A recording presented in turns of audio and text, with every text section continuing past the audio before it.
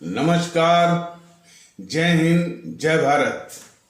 भारतीय अवाम ताकत दल अपने भारतीय भाई बहनों अर्थात अपने देश भारत की जनता अर्थात अपनी भारतीय अवाम से भारतीयता आधारित आपसी श्रद्धा, भारतीयता आधारित आपसी स्नेह, भारतीयता आधारित आपसी प्रेम, भारतीयता आधारित आपसी अखलाक मोहब्बत, भारतीयता आधारित आपसी सहयोग, भारतीयता आधारित आपसी सम्मान, भारतीयता आधारित आपसी एकता, भारतीयता आधारित आपसी भाईचारा तथा भारतीयता आधारित आपसी सद्भाव को समझने व इन्हें आत्मसात करके वैसा ही और उसी अनुसार आचरण एवं व्यवहार करने हेतु और इसके समस्त भारत में प्रचार प्रसार करने हेतु और इसकी अहमियत और महत्व को प्रत्येक देशवासी को समझाकर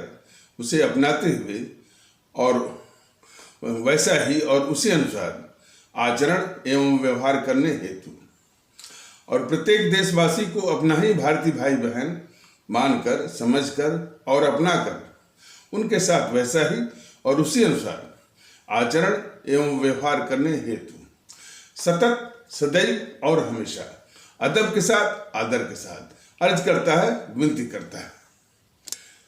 देखिए, भारतीय अवाम ताकत दल अभी फिलहाल YouTube के वीडियो के पैगाम के माध्यम से पूरे देश में भारतीयता आधारित एक माहौल और भारतीयता आधारित जो भी हमारे इस भारतवर्ष के मौलिक तत्व हैं, एकता, भाईचारा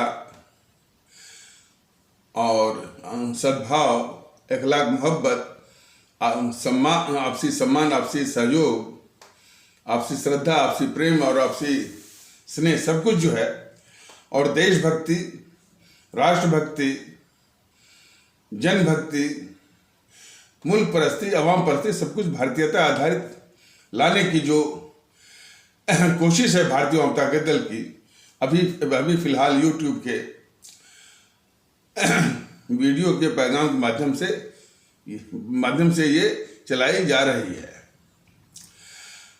कुछ लोग इसको देख रहे हैं, कुछ इसका प्रचार भी हो रहा है, लोग इसके महत्व को समझ भी रहे हैं और जैसा कि भारतीय अवाम ताकत दल ये समझा रहा है कि इस तरह की जो मुहिम है ये हमारी दूसरी और वास्तविक आज़ादी की जंग है और ये भी बताया गया है कि यदि कोई कहे कि भाई यह देश गुलाम तो नहीं है तो कैसी आज़ादी की जंग, यह मैंने ठीक है, किसी मैंने फिजिकली भौतिक रूप से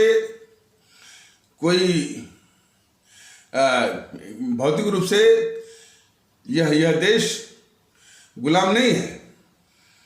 भौतिक रूप से गुलामी से अधिक खतरनाक है मानसिक गुलामी, जिसमें कि हमारे भारतीय भाई बहन जाने और अनजाने उसमें फंसे हुए हैं और इसीलिए इस राष्ट्र भारतवर्ष का जिस रूप में कल्पना किए थे हमारे परम आदरणीय राष्ट्र महानायक, राष्ट्रभक्त शिरोमणि नेताजी सुभाष चंद्र बोस, शहीद आजम भगत सिंह, बाबा साहब डॉक्टर भीमराव अंबेडकर,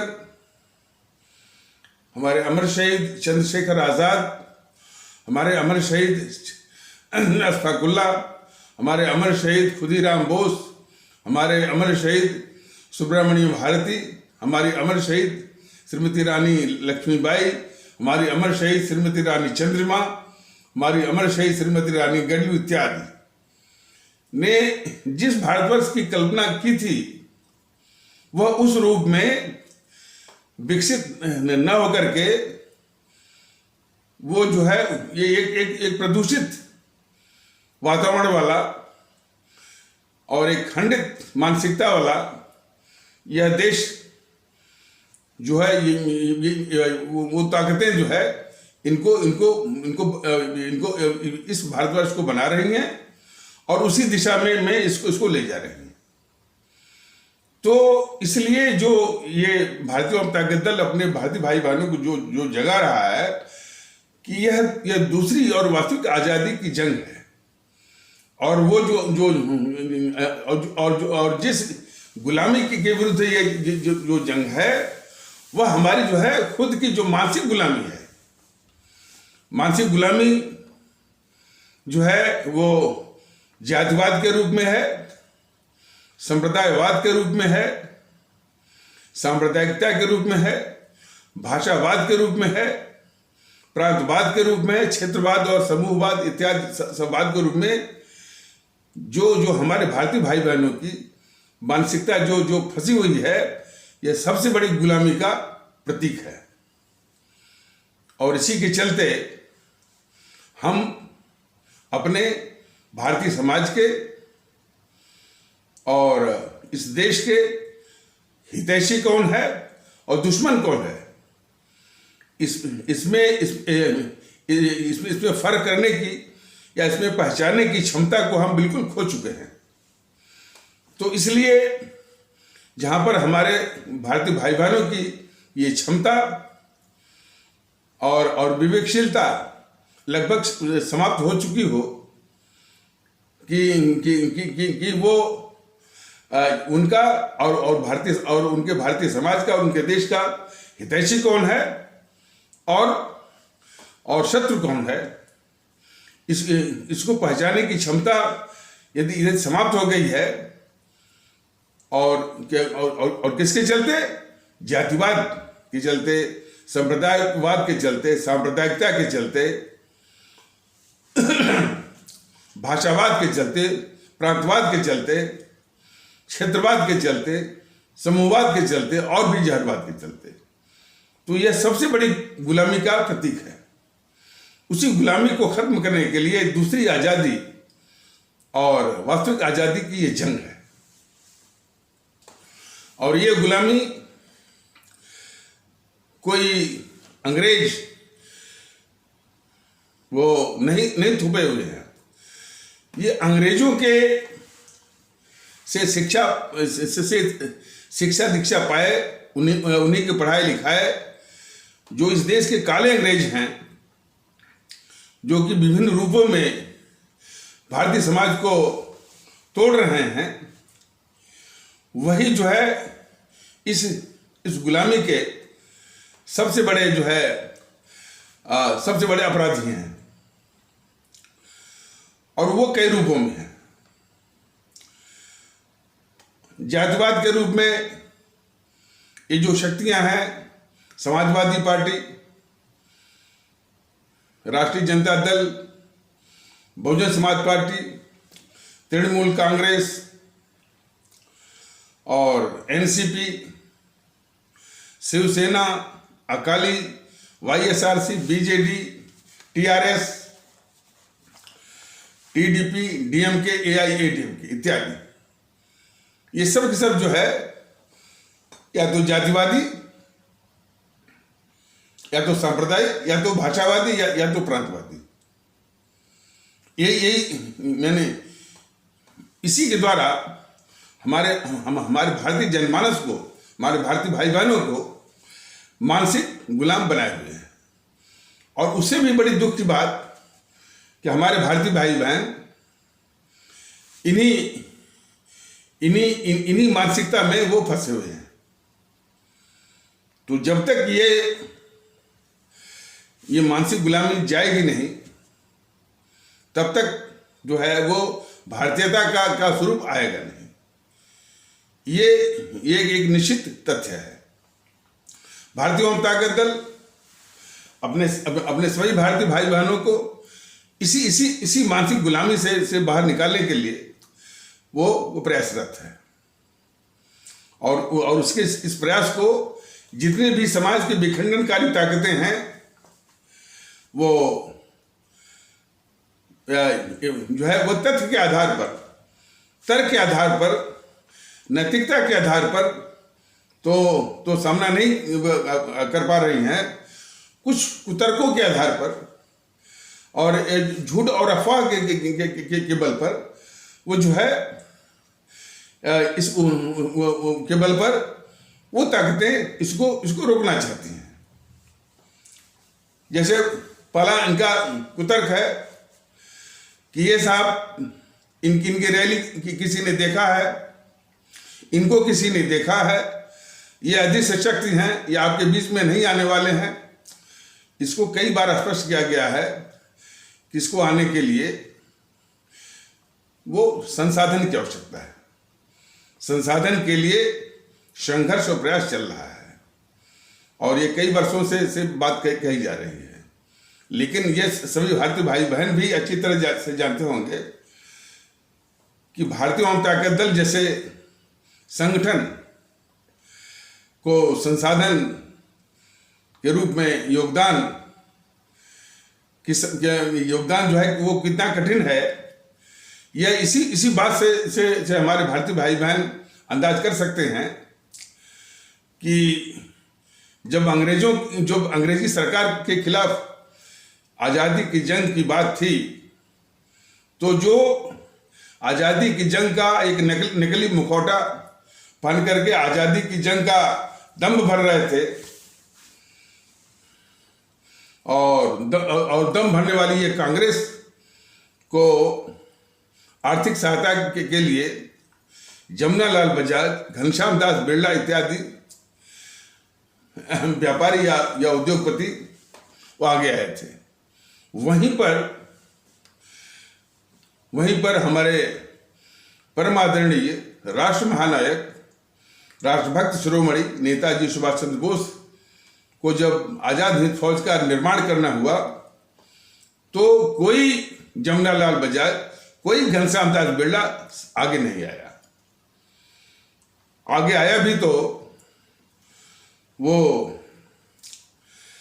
गुजरात का एक व्यापारी, गुजरात में एक सौराष्ट्र क्षेत्र पड़ता है, सौराष्ट्र क्षेत्र में एक जिला है राजकोट का एक कस्बा है धोराजी के एक व्यापारी थे मेमन अब्दुल हबीब यूसुफ मरफानी। उनका व्यापार चलता था रंगून में। वो रंगून में जो व्यापार चलता था, तो आज़ाद हिंद फौज की सहायता के लिए, देखिए जब ये इन कांग्रेसी जो कि आज़ादी की लड़ाई का एक नकली मुखौटा पहने हुए थे, उनको आर्थिक सहायता के लिए जमुनालाल बजाज हो चाहे घनश्याम दास बिरला हो,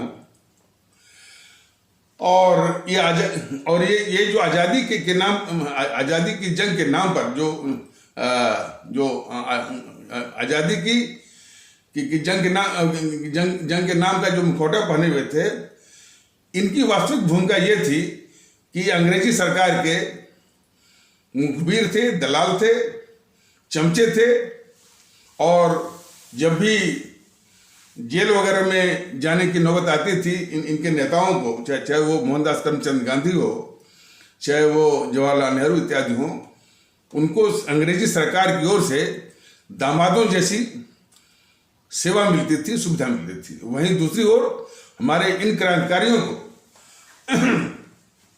चाहे वो चंद्रशेखर आज़ाद हों, चाहे जो भी हों, और जो भी अंडमान निकोबार की यातनाएं सहे हों, तो कठिन यातनाओं के साथ पैरों में बेड़ियां में जो है 24 घंटे जो है वो खड़े रहना, एक ही कमरा, उसी कमरे में जो है वो शौच के उसी कमरे में शौच का ही है, और वो उनसे चक्की पिसवाई जाती थी, तेल निकलवाया जाता था, तरह तरह की यातनाएं वो झेलते थे हमारे ये क्रांतिकारी, अमर शहीद क्रांतिकारी।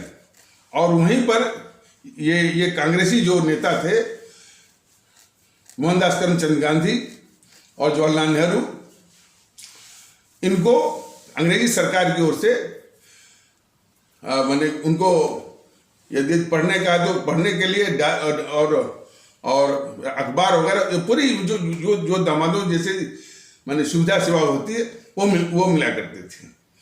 और उस कांग्रेस पार्टी के लिए जमनालाल बजाज, घनश्याम दास बिरला ऐसे उद्योगपति भी माने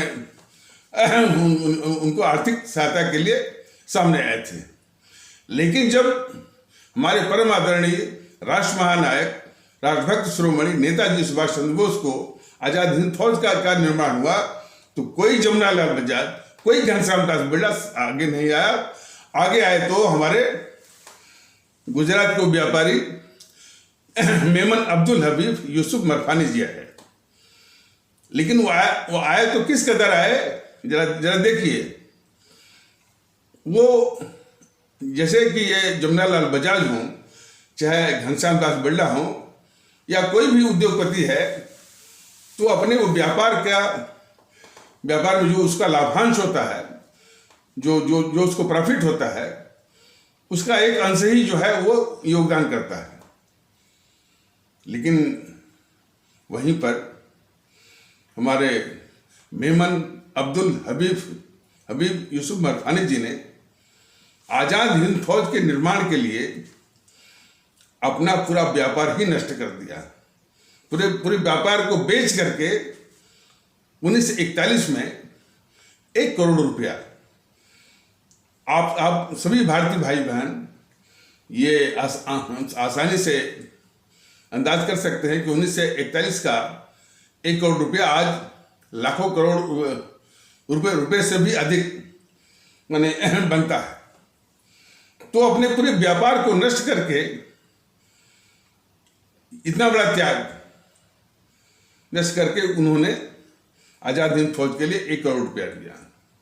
हालांकि उनके इससे त्याग और बलिदान पर जो है हमारे नेताजी सुभाष चंद्र बोस को काफी नाराज माने काफी आश्चर्य, नाराज काफी आश्चर्य और काफी वो अभिभूत हुए। और उन्होंने सवाल किया कि मरफानी जी, आप ये क्या कर रहे हैं? आप अपने व्यापार से कुछ अंश दीजिए, लेकिन पूरे व्यापार को नष्ट करके आप जो ये कर रहे हैं, तो आपका परिवार है, आपका व्यापार है, वो सब कैसे चलेगा? लेकिन मरफानी जी में जो देशभक्ति थी और आजादी के जंग का जो जज्बा था, वो इस कदर हावी था उनके ऊपर, उन्होंने तुरंत जवाब दिया नेताजी सुभाष चंद्र बोस को कि नेताजी, अब हमको इस व्यापार की क्या जरूरत है? हम भी आपकी आजाद हिंद फौज में शामिल होते हैं और एक आजाद हिंद सिपाही बनते हैं। और वो आजाद हिंद फौज में शामिल हो गए। जमनालाल बजाज, घनश्याम दास बिरला ऐसा तो नहीं कहने कि वो उन्होंने अपना पूरा व्यापार को खत्म कर दिया हो और जो है आजादी की जंग में वो कूद गए हों, ऐसा नहीं किया उन्होंने। लेकिन ये आजाद हिंद फौज के सिपाही बन गए हमारे मरफानी जी। अब चूंकि सवाल ये उठता है कि इन कांग्रेसियों ने या ये जेएनपीसी वालों ने जिस तरह से अपने चाटुकार इतिहासकार गिरोह के द्वारा जो जिस तरह का इतिहास लिखवाया, और उसमें जो है सिर्फ इन गद्दारों को मोहनदास करमचंद गांधी और गद्दार जवाहरलाल नेहरू को इतना बड़ा यह महिमा मंडन किया। और बाकी जितने भी क्रांतिकारी रहे, हमारे शहीद रहे, चाहे वो सुभाष चंद्र बोस हो, चाहे वो चंद्रशेखर आजाद हो, चाहे अशफाकुल्ला हो, उनको हमेशा जो है पृष्ठभूमि में रखवाया। तो फिर इसकी बात सामने कैसे आती कि आजाद हिंद फौज के निर्माण में मेमन अब्दुल हबीब यूसुफ मरफानी जैसे उदात्त राष्ट्रभक्त भी थे, जिन्होंने अपने पूरे व्यापार को नष्ट करके 1 करोड़ रुपया दिया। बात यहीं तक नहीं है कि इनकी जेएनपीसी वालों ने अपने चाटुकार इतिहासकारों से इस तरह से इतिहास लिखवाया कि सिर्फ इन गद्दारों मोहनदास करमचंद गांधी और गद्दार जवाहरलाल नेहरू का ही महिमा मनन करने वाला आज़ादी की जंग का इतिहास लिखवाया गया। और हमारे जितने भी अमर शहीद क्रांतिकारी राष्ट्रभक्त अमर शहीद रहे हैं, उनके योगदान को छोटा करके, हीन करके पृष्ठभूमि में उसको डलवाया। और मेमन अब्दुल हबीब, यूसुफ मरफानी जैसे इतने बड़े राष्ट्रभक्त जिन्होंने अपने पूरे व्यापार को ही नष्ट करके आज़ाद हिंद फौज के निर्माण में 1 करोड़ रुपया दिया 1941 में।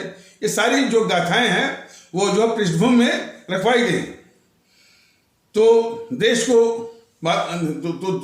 को जो है माने हमारे आदरणीय भारतीय भाई बहनों के सामने ऐसे वीर सपूतों का, ऐसे राष्ट्रभक्तों का, मेमन अब्दुल हबीब यूसुफ मरफानी जैसे देशभक्तों का की गाथा भी अपने आदरणीय भारतीय भाई बहनों के सामने, अपने आदरणीय भारतीय आवाम के सामने आ नहीं सकी।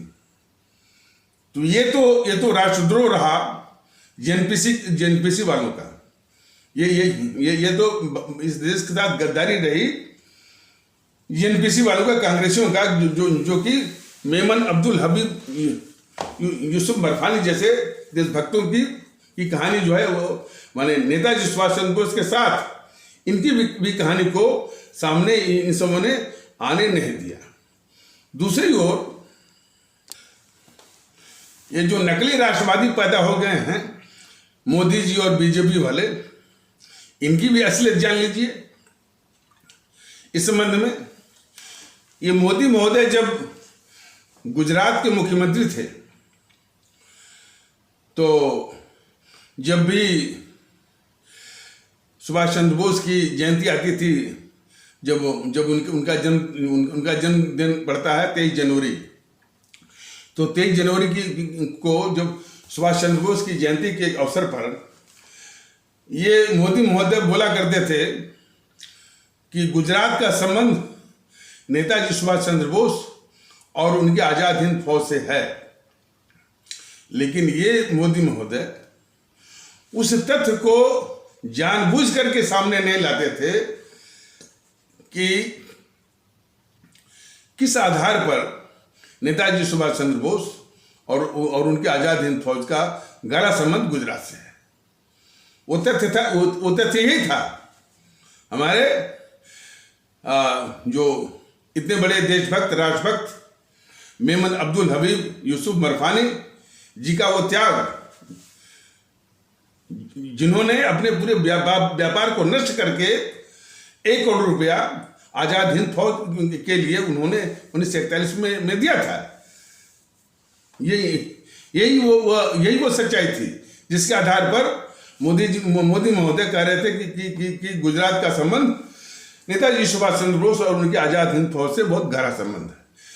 तो मोदी जी इस तथ्य को जानबूझ करके दबा रहे थे। और एक तथ्य और था कि उसी गुजरात के सूरत के रहने वाले जो आज़ाद हिंद फौज के भर्ती अधिकारी थे, रिक्रूटिंग ऑफिसर गुलाम हुसैन मुश्ताक रंदेरी, उनका नाम है गुलाम हुसैन मुश्ताक रंदेरी। तो इन दो जो सपूत हैं भारत माता के और इतने बड़े देशभक्त हैं, जिसकी कहानी को जेएनपीसी ने अपने चाटुकार इतिहासकारों के द्वारा दबवाया था, उसी को मोदी महोदय भी, ये राष्ट्रवादी मोदी महोदय भी, यानी इनके योगदान को, इनके वर्णन को, इनकी गाथा को मोदी महोदय भी दबा रहे थे।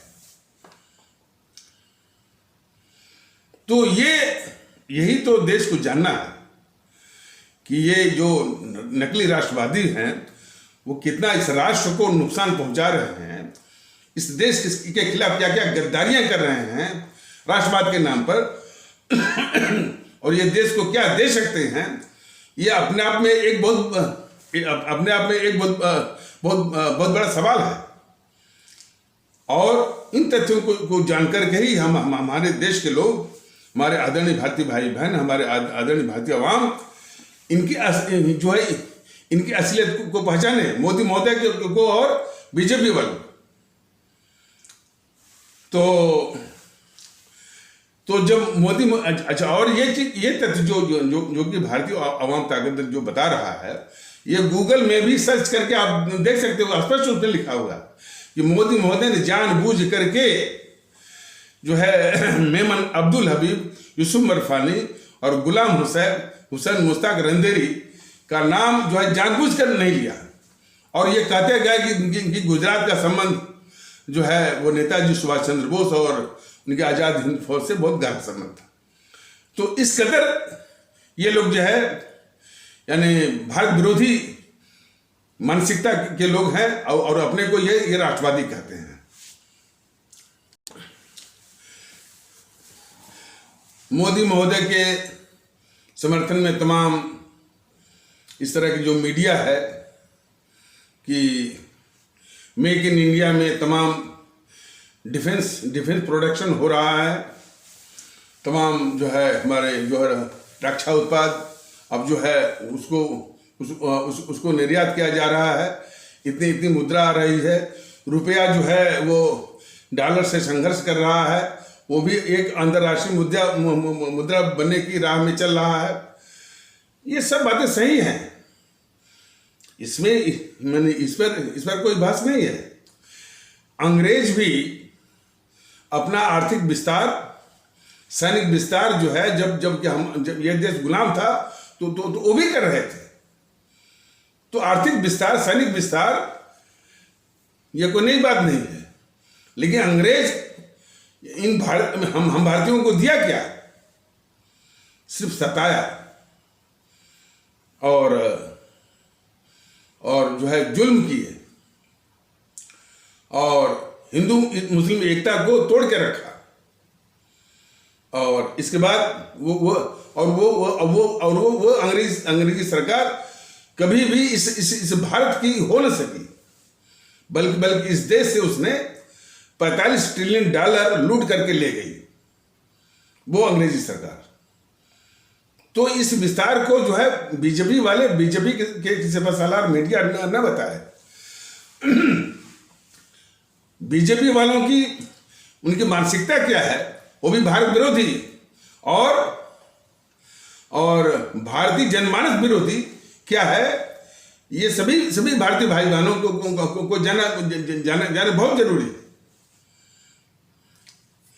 और इस संबंध में जो बताया गया है कि भारतीय जनता दल जिस चीज के लिए सीमित साधनों, अभी सीमित साधन मतलब अभी जो यूट्यूब के माध्यम से जो प्रयास कर रहा है कि इस देश को जो मूलभूत आवश्यकता है वह है एकता की, आपसी भाईचारा की, आपसी जो है वो सद्भाव की, आपसी अखलाक मोहब्बत की, आपसी सहयोग, आपसी सम्मान की, आपसी श्रद्धा, आपसी विश्वास और आपसी जो है स्नेह और आपसी प्रेम, सभी भारतीयता आधारित। इसके विरुद्ध जरा आचरण देखिए इस बीजेपी का। ये जो है किसी भी भारतीय प्रयास के पक्ष में नहीं है।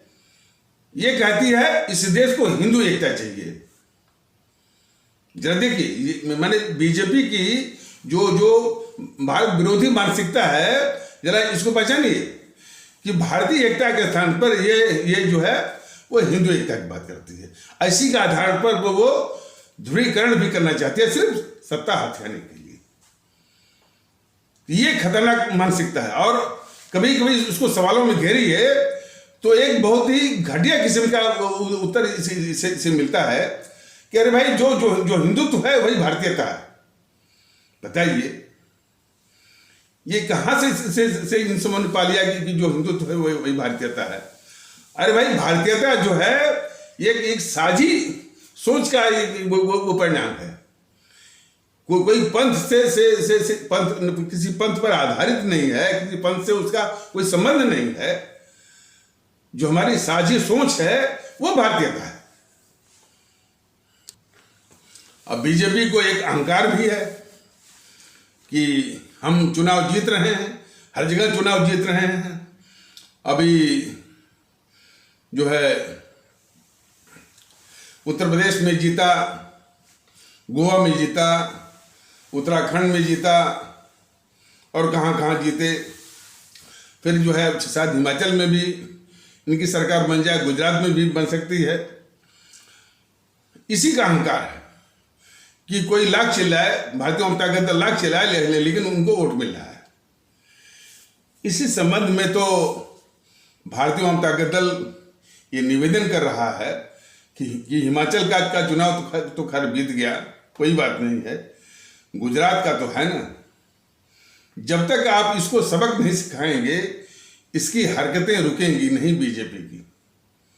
और सबक सिखाने का एक मजबूत विकल्प आपके पास है।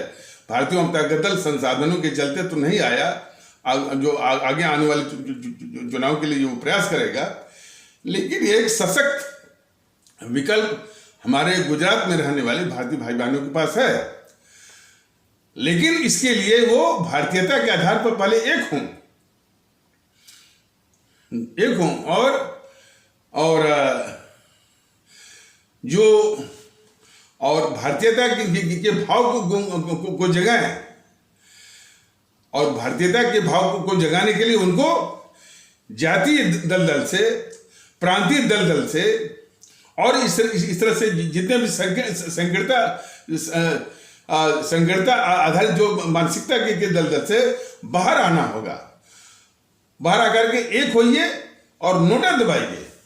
और नोटा आपका 10-20% से कम नहीं चलेगा, कम से कम 95%।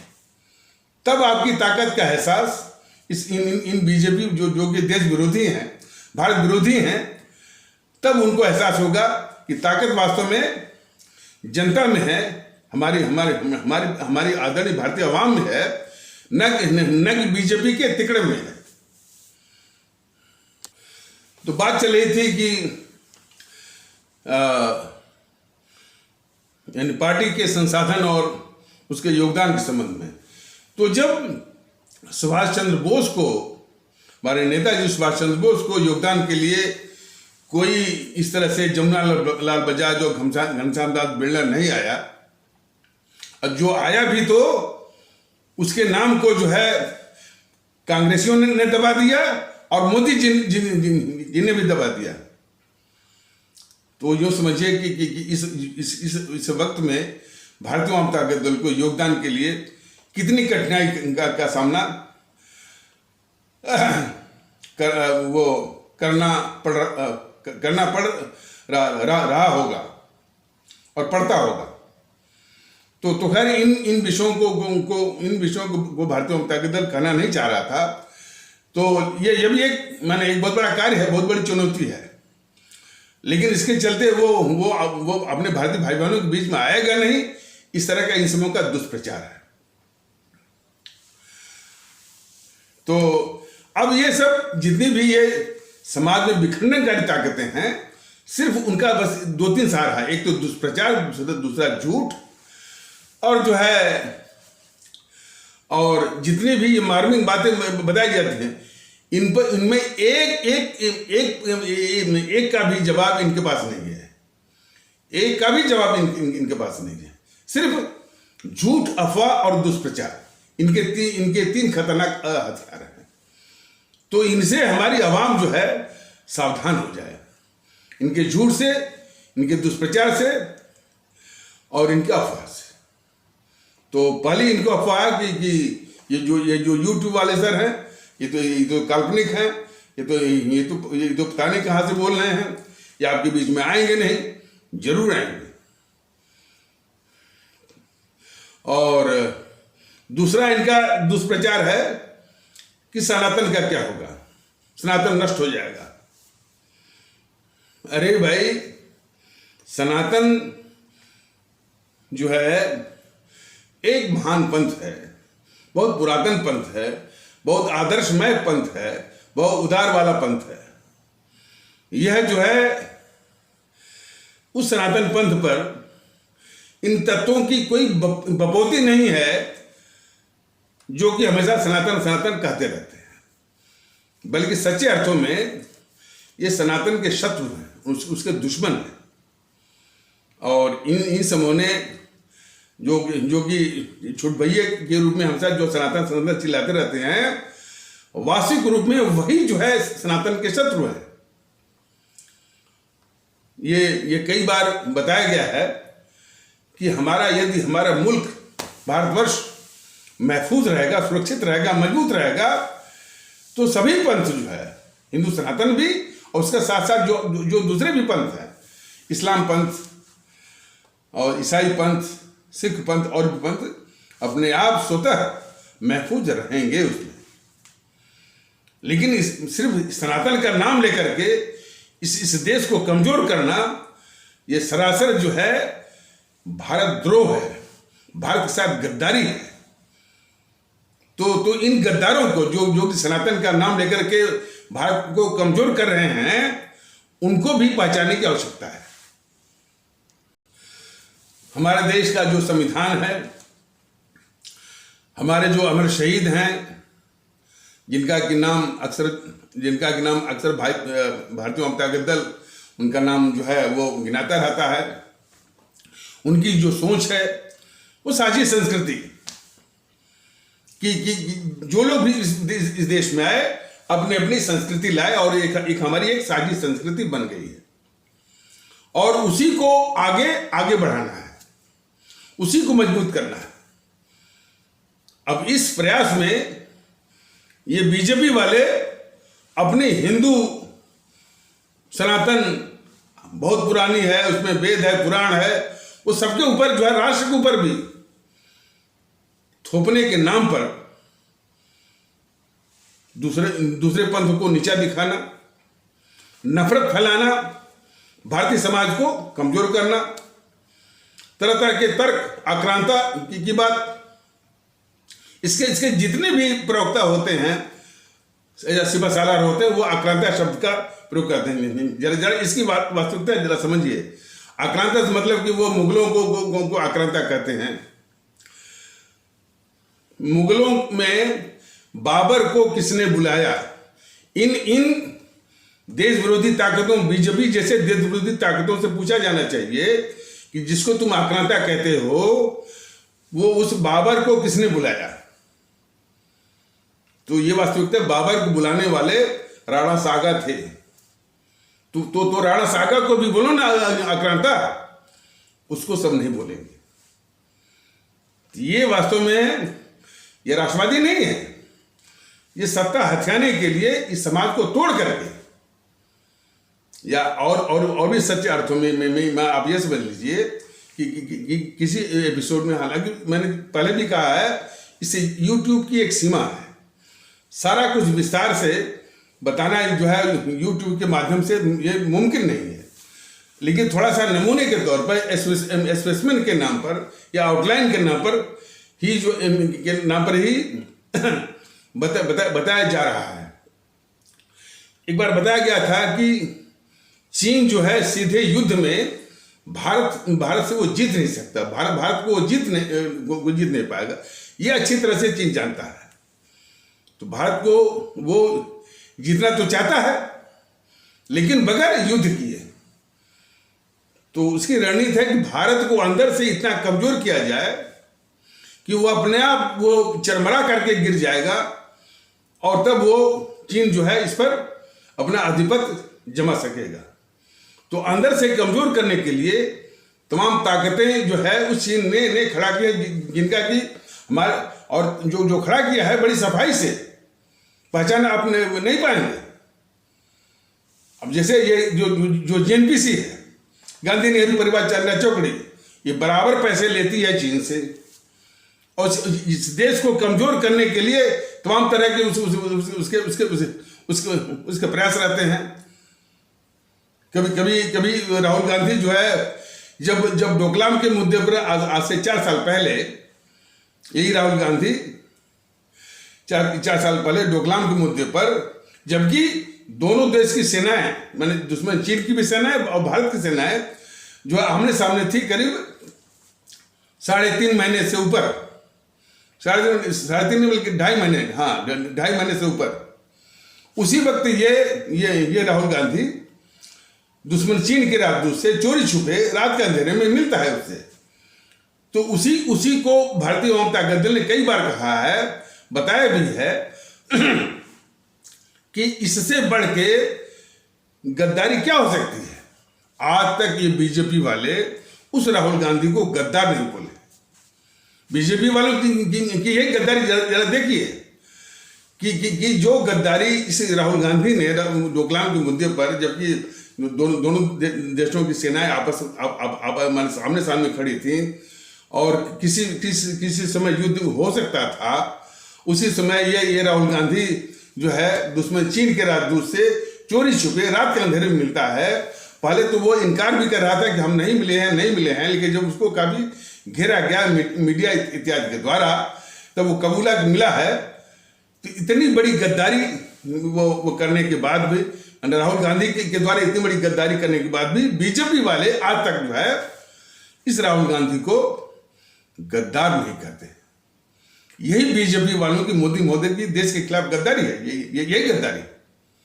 और यही नहीं, आज तक मोदी महोदय ने इसकी जांच तक कराने की जहमत नहीं समझी कि आखिर जो ये गद्दार राहुल गांधी अपने दुश्मन चीन के राजदूत से उस समय मिला, जबकि दोनों देशों की सेनाएं आमने सामने खड़ी थी। इसने उस दुश्मन चीन के राजदूत से कौन कौन हमारे देश की संवेदनशील सूचनाएं और सामरिक महत्व की सूचनाएं इसने साझा किया। ये मोदी महोदय, बीजेपी वालों ने इसकी जांच कराने की भी आवश्यकता नहीं समझी। यही तो गद्दारी है वो बीजेपी वालों की। सवाल इस बात का, ये जो कड़वे सत्य जो है अपने भारतीय भाई बहनों के आगे रखे जाते हैं, तो इनके सिपा सालार और भाट किस्म के जो पत्रकार हैं बोलते हैं मर्यादा की सीमा रखिए। देश के साथ गद्दारी हो रही है और वहां से इनके सिपा सालार जो है भाट किस्म के पत्रकार कहते हैं मर्यादा जो है मर्यादा देखनी चाहिए। कौन सी मर्यादा बताइए ना।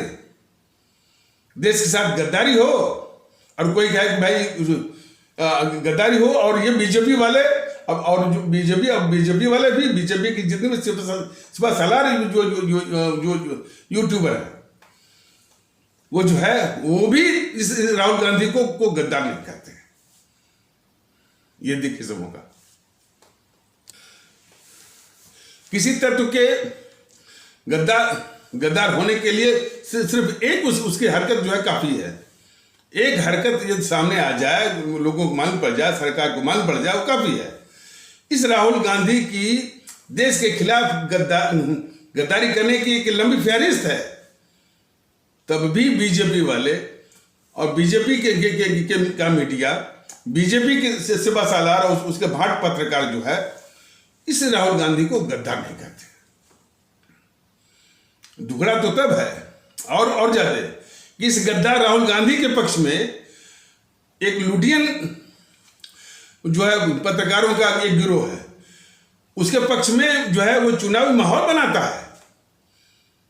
ये सब जो है मोदी जी के शासन के तत्वाधान में, उसके संरक्षण में, उसके सपोर्ट से।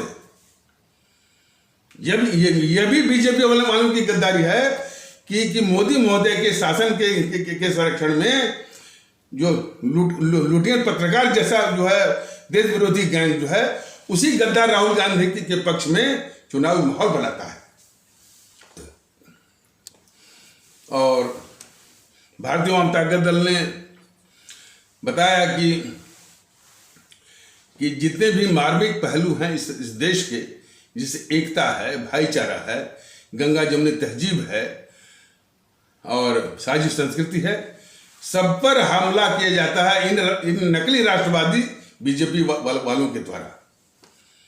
भाईचारा की बात आती है तब मजाक उड़ाया जाता है, चाहे वो हिमांशु त्रिवेदी हो, चाहे वो पुष्पेंद्र कुलश्रेष्ठ हो। भाईचारा का भी, गंगा जमुनी तहजीब का भी, साझी संस्कृति का भी, साझी सोच का भी, सब पर हमला। सिर्फ जो है एक झूठी बात को लाकर थोप करके थोप करके जो है देश में नफरत। तो यही तो है, यही है चीन के एजेंट। जितने भी चीन के एजेंट हैं वही इस देश के वास्तविक आक्रांता हैं, जो कि भिन्न भिन्न तरीकों से, जैसे वो हिमांशु त्रिवेदी है, मैंने हिंदू सनातन पंथ को अन्य पंथों से ऊपर रखना, बाकी को नीचा दिखाना, और एक तर्क लेकर के कि जो है, और यही नहीं, तमाम जो है स्यूडो साइंसेस, यानी झूठे विज्ञान को चिपका देना उस पर कि हमारे वेद में, हमारे पुराण में, उसमें ये विज्ञान था, सब झूठी बातें। तो इस तरीके से समाज में नफरत फैला करके, जैसे वो हिमांशु त्रिवेदी जैसे लोगों के द्वारा या पुष्पेंद्र कुलश्रेष्ठ जैसे लोगों के द्वारा समाज में जो है नफरत फैला करके, देश को अंदर से कमजोर करके चीन के लिए दरवाजा खोल देना, यही तो है आक्रांता। तो भारत के असली आक्रांता जो है वो हिमांशु त्रिवेदी, पुष्पेंद्र कुलश्रेष्ठ जैसे लोग हैं। इनसे अधिक खतरनाक आक्रांता जो है वो असदुद्दीन ओवैसी है। हमेशा जो है इस्लाम, हिजाब, इसी की बात करता है। तो इस समय जो देश में जो आक्रांता हैं वो हिमांशु त्रिवेदी, पुष्पेंद्र कुलश्रेष्ठ, असदुद्दीन ओवैसी, यति नरसिम्हानंद सरस्वती, तौकीर रजा, शफीकुर रहमान वर्क, और सबसे खतरनाक आक्रांता है वो वामन मिश्रम, जो कि हमारे ब्राह्मण कहे जाने वाले भारतीय भाई बहनों के खिलाफ बराबर वो आग उगलता है। हमारे सवर्ण कहे जाने वाले भारतीय भाई बहनों के खिलाफ आग उगलता है। विशेषता और सिफत इस बात की है कि हिमांशु त्रिवेदी जैसे लोग, सुधांशु त्रिवेदी जैसे लोग, पुष्पेंद्र कुलश्रेष्ठ जैसे लोग, यति नरसिम्हन जैसे लोग, जो हमारे इस्लाम पंथ के खिलाफ तो नफरत फैलाते हैं, उनको नीचा दिखाते हैं, लेकिन इन समूह की जो वामन मिश्रम जो है इतना आग उगलता है, हमारे सवर्ण कहे जाने वाले भारतीय भाई बहन, हमारे ब्राह्मण कहे जाने वाले भारतीय भाई बहन के खिलाफ जो आग उगलता है, इस पर इन सबों की, सुधांशु त्रिवेदी की, पुष्पेंद्र कुलश्रेष्ठ की, यति नरसिम्हानंद की या किसी इस तरह की घिग्गी बंद रहती है। ये विशेषता जरा देखिए, इनकी पूरी ताकत जो है इस्लाम आस्था वाले भारतीय भाई बहनों के खिलाफ पूरा इन सब ने दिमाग जो है वो खाली कर दिया है। तो इस तरह का ये राष्ट्रद्रोह, वास्तव में इन ताकतों को पहचानने की आवश्यकता है। तो पूरा दिमाग इन समूह ने, सुधांशु त्रिवेदी, पुष्पेंद्र कुलश्रेष्ठ, यति नरसिम्हानंद सरस्वती जैसे लोग जो है सिर्फ इस्लाम आस्था वाले भारतीय भाई बहनों के खिलाफ जो भी इनकी रचना, व्यू रचना इनकी चलती है, लेकिन वहीं पर वामन मिश्रम जो है, जो हमारे सवर्ण कहे जाने वाले भारतीय भाई बहन, हमारे ब्राह्मण कहे जाने वाले भारतीय भाई बहनों के खिलाफ बराबर जो आग उगलता है, इस पर इन समूह की घिग्गी बंद रहती है। यही तथ्य हमारे सभी भारतीय भाई बहन इनको ठीक से पहचाने। तो हमारे सभी आदरणीय भारतीय भाई बहन, हमारे सभी आदरणीय भारतीय अवाम जरा गौर से देखें कि बीजेपी वाले अक्सर नाम लेते हैं आक्रांता का। इनका आक्रांता का इशारा रहता है मुगलों के पर। बाबर को बुलाया राणा सागा ने, तो राणा सागा को ये सबसे बड़ा आक्रांता बोले पहले, नंबर 1। दूसरा जो है असली आक्रांता जो है, जो कि चीन के इशारे पर, चीन के फंडिंग पर इस देश को कमजोर करके चीन के हवाले कर देने की साजिश जो है, पुष्पेंद्र कुलश्रेष्ठ, सुधांशु त्रिवेदी, वामन मिश्रम, चंद्रशेखर रावण, यति नरसिम्हानंद सरस्वती असदुद्दीन ओवैसी, तौकीर रजा, शफीकुर रहमान हसन, शफीकुर रहमान बर्क, और जो है राजरत्न अंबेडकर, प्रकाश अंबेडकर, ये जितने भी नफरत फैला रहे हैं चीन से पैसे ले करके, वो यही सब इस देश के असली और खतरनाक आक्रांता है। एक यूट्यूबर है बीजेपी का सभा सालार डीके दुबे, फिर आरक्षण में जो हिंदुओं से कन्वर्ट होकर के माने क्रिश्चियन बने हैं और भी इस्लाम पंथ में गए हैं, उनको क्यों आरक्षण? अरे बेवकूफ डीके दुबे, कुछ देश विषय में सोच। आरक्षण एक बहुत बड़ी विभीषिका है। भारतीय जनता दल ने अपने आदरणीय भारतीय भाई बहनों को बताया है कि आरक्षण अपने आप में बहुत बड़ी विभीषिका है। इसको समूल समाप्त करके जितने भी जरूरतमंद हमारे भारतीय भाई बहन, माने जितने गरीब भारतीय भाई बहन हैं जिनको आर्थिक मदद की जरूरत है, उनके करियर को निखारने के लिए संवारने के लिए, तो उनको उपयुक्त आर्थिक मदद देकर के उनको परिश्रम करने की प्रेरणा देकर के उनकी प्रतिभा को निखार करके उनको समाज में प्रतिष्ठित करके इस भारत का निर्माण करना है। आरक्षण के बूते नहीं, आरक्षण के बूते या आरक्षण की बैसाखी पर यह देश जो है ढह जाएगा। तो लेकिन ये बीजेपी भी जेएनपीसी वालों की तरह, जैसे वो आरक्षण पर सिर्फ वोट के लिए समाज को बांट करके वो सत्ता जो है वो हथियाती रही, वही उसी आरक्षण को ये बीजेपी वाले भी इस देश के दुश्मन हैं, जो कि आरक्षण को आगे जारी रख रहे हैं। और उसमें भी और भी इनका घिनौना चरित्र ये कि जो वहां से कन्वर्ट होकर के दूसरे पंथ में गए हैं उनको नहीं मिलेगा। तो इसी तरह का ये तिकड़म जो समाज में फैला करके देश में भारतीय समाज को कमजोर करना, और भारतीय समाज को कमजोर करने की एकमात्र साजिश है चीन की फंडिंग पर भी, जिसको बिल्कुल हमारे सभी भारतीय भाई बहन बड़े आसानी से समझे कि जितने भी नफरत फैलाने वाले जो ताकतें हैं या एजेंसियां हैं या तत्व हैं, सब चीन के इशारे पर, चीन की फंडिंग पर ऐसा कर रहे हैं। बड़े पैमाने पर जेएनपीसी कर रही है, बड़े पैमाने पर वो कम्युनिस्ट वाले कर रहे हैं, और उसके बाद ये सब जो है सुधांशु त्रिवेदी, पुष्पेंद्र कुलश्रेष्ठ, वामन मिश्रम, प्रकाश अंबेडकर, राजरत्न अंबेडकर, चंद्रशेखर रावण, यति नरसिम्हानंद सरस्वती, और ये असदुद्दीन ओवैसी, तौकीर रजा, शफीकुर रहमान बर्क, ये सब के सब जो है चीन की फंडिंग पर इस देश को कमजोर करने के लिए तमाम नफरत ही फैला रहे हैं। यही जो है वास्तविक रूप में हमारे भारतवर्ष के सबसे खतरनाक आक्रांता है। और किस तरह की ये माहौल बनाते हैं बीजेपी वाले। एक सुशांत सिन्हा है, वो कह रहा था कि बीजेपी ने केजरीवाल को चारों ओर से घेर लिया।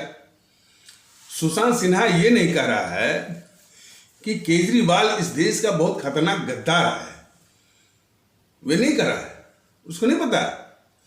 सुशांत सिन्हा को नहीं मालूम है कि भारत तेरे टुकड़े होंगे, भारत बर्बादी तक जंग जारी रहेगी, इतना खतरनाक नारा वो इतना घोर गद्दार कन्हैया कुमार ने लगवाया था या लगाया भी था, उसको समर्थन देने वाला ये केजरीवाल देश का बहुत खतरनाक गद्दार है। तो देश के गद्दारों को बचाने वाला जो है वो सुशांत सिन्हा जैसे लोग कह रहे हैं कि बीजेपी ने केजरीवाल को घेर लिया। सुशांत सिन्हा ये नहीं कह रहा है कि जिस शराब पर जो है शराब की का ठेका और भ्रष्टाचार, ठेका देने में अनियमितता, तो तमाम बात होती है, लेकिन बीजेपी वाले ये नहीं कहते हैं शराब अपने आप में सबसे बड़ा सामाजिक अभिशाप है।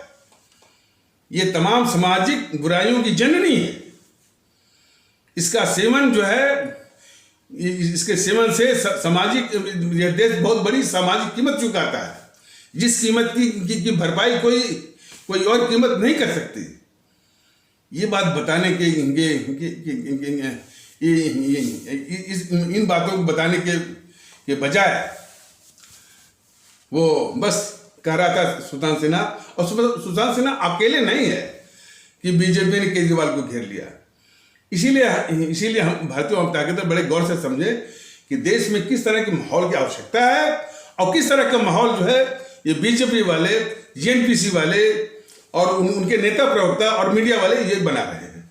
देश विरोधी माहौल, भारत विरोधी माहौल। इस चीज को हमारे सभी भारतीय भाई बहन बहुत गौर से देखें। दूसरा, ये हमारे हिंदू सनातन आस्था वाले भारतीय भाई बहनों को बीजेपी वाले डरा करके उनसे वोट लेते हैं कि यदि मोदी महोदय को वोट नहीं दिया जाएगा तो देश में गजवाए हिंद आ जाएगा, देश में जो है दारुल इस्लाम आ जाएगा। देश ने देखा होगा कि जेएनपीसी का जो शासन रहा है वह किसी दारुल इस्लाम और गजवाए हिंद से कम नहीं था। लोग देख लें, यही था। जेएनपीसी का शासन अपने आप में नेहरू का शासन, इंदिरा का शासन, राजीव गांधी का शासन, और फिर इन कांग्रेसों ने जो समर्थित सरकारें चलाई वह घोर दारुल इस्लाम और जो है गजवाए हिंद का प्रतीक थी। वो इससे बुरी स्थिति नहीं हो सकती थी। तो यही तो है, जेएनपीसी वाले अपने आप में सबसे खतरनाक गजवाए हिंद हैं। जेएनपीसी वाले ही सबसे खतरनाक जो है वो दारुल इस्लाम है। तो लेकिन जब इनके विनाश की बात भारतीय जनता दल करता है तो इनको बचाने के लिए बीजेपी वाले चले आते थे। इस खतरनाक दारुल इस्लाम और गजवाए हिंद जो है जेएनपीसी को समाप्त करने की बात जब भी भारतीय जनता दल करता है तो इनको बचाने के लिए बीजेपी वाले चले आते हैं। सुधांशु त्रिवेदी ये कहते हुए सुना गया, भाई हम भी तो चाहते हैं कि राहुल गांधी आगे बढ़े, राहुल गांधी मजबूत हो। राहुल गांधी को सुधांशु त्रिवेदी ये नहीं कहता है कि भाई ये देश का गद्दार है, इसने डोकलाम के मुद्दे पर घोर गद्दारी की थी। यही राहुल गांधी है जो कि अपने भारतीय सेना के अध्यक्ष को, अपने आर्मी के जनरल को सड़क का गुंडा कहलवाता है। ये राहुल गांधी, और दुश्मन पाकिस्तान के सेना अध्यक्ष बाजवा को गले लगाने के लिए अपना दूत नवजोत सिद्धू को भेजता है। तो इससे बड़ा गद्दार कौन है? ये कौन है? इसको न तो बीजेपी वाले कहते हैं, न तो मोदी जी बोलते हैं, न तो सुधांशु त्रिवेदी बोलता है, न तो मीडिया बोलता है, न तो सुशांत सिन्हा बोलता है, न तो जो है वो प्रदीप सिंह जैसे लोग बोलते हैं। तो इस तरह के जहरीले वातावरण को हमारे आदरणीय भारतीय आवाम पहचाने। इसीलिए अभी वक्त है गुजरात के चुनाव का। मैंने एक सिरे से झाड़ करके नोटा दबाइए और इसको बीजेपी को शिकस्त दीजिए। जब तक इसको शिकस्त नहीं मिलेगी इसके मंसूबे जो पस्त नहीं होंगे। ये देश के लिए बहुत ही खतरनाक एक संगठन है, बहुत खतरनाक, जो कि सारे देश के दुश्मनों को ये पाल रहा है सिर्फ वोट के लिए। तो देश को बचाना है इन भारत विरोधी ताकतों से, जो कि देश में हमेशा नफरत, विखंडन और भेद जो है वो पैदा करने के लिए दिन रात ये सब सक्रिय हैं। उनके तरीके हैं, कभी ये आक्रांता का नाम लेंगे, कभी जो है गजवाए हिंद का नाम लेंगे, कभी दारुल इस्लाम का नाम लेंगे, और फिर वो सांस्कृतिक राष्ट्रवाद, अपने पुरातन संस्कृति का नाम लेकर के हमारे इस्लाम आस्था वाले भारतीय भाई बहनों के तबके को नीचा दिखाएंगे, नीचा दिखा करके फिर वो नफरत ये फैलाएंगे। इनके इन मंसूबों को हमारे आदरणीय भारतीय भाईमान जो है वो ठीक से पहचाने। ये भारत विरोधी मंसूबा वो रखने वाले। सवाल इस बात का है कि जो मानसिकता जो है अपने ही लोगों के जो हम अपने ही लोगों के खिलाफ इस तरह की साजिश करता है, उससे बढ़कर के जो है उससे बढ़कर के इस देश का दुश्मन कौन होगा। भारतीय ताकत दल ने बताया था कि जब प्लासी का युद्ध हुआ था, प्लासी के युद्ध में एक और थे हमारे नवाब सिराजुद्दौला और उनकी 18,000 सेना, दूसरी ओर अंग्रेज या ईस्ट इंडिया कंपनी उसकी ओर से था क्लाइव और उसके महज 300 सैनिक। कोई कल्पना कर सकता है कि महज 300 सैनिक वाला 18,000 वो सैनिक वाले को हरा दिया। कल्पना कर सकता है, लेकिन सिर्फ अपने देश के खिलाफ गद्दारी। गद्दारी सिर्फ जो है यानी मीर जाफर की नहीं थी कि मीर जाफर जो है वो क्लाइव से मिल गया और क्लाइव ने बहुत काफी लालच दिया और 18,000 सेना को महज जो है वो 300 सैनिकों के आगे जो है इसने मीर जाफर ने उनकी सेना को, नवाब सिराजुद्दौला की सेना को उसने सरेंडर करवाया, आत्मसमर्पण करवाया। बल्कि 1 लाख लोग जो है तमाशा देख रहे थे। तो वो 1 लाख जो तमाशा देख रहे थे वह भी उसी मानसिकता के गुलाम थे कि चूंकि मुसलमान है ना नवाब सिराजुद्दौला, तो यदि इसकी रियासत ढा रहे तो ढाने दीजिए। उनके लिए भी अंग्रेज जो है उनको उनके लिए मित्र दिख रहे थे और नवाब सिराजुद्दौला जो है सिर्फ पंथ के नाम पर दुश्मन दिख रहा था। अब चूंकि ये लंबा हो रहा है तो इन्हीं आवश्यक शब्दों के साथ इस आवश्यक परिचर्चा को यहीं पर विराम दिया जाता है।